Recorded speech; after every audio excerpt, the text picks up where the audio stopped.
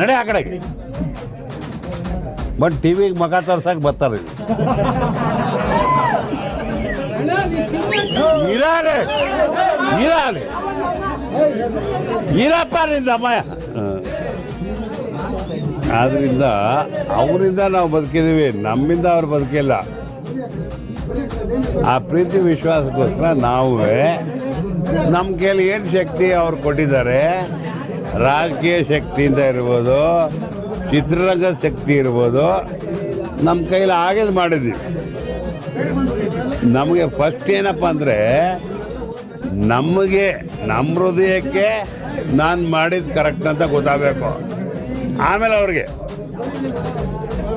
ಈ ಪ್ರಚಾರಕ್ಕೆ ಪಬ್ಲಿಸಿಟಿಗೆಲ್ಲ ನಾವಿಲ್ಲ,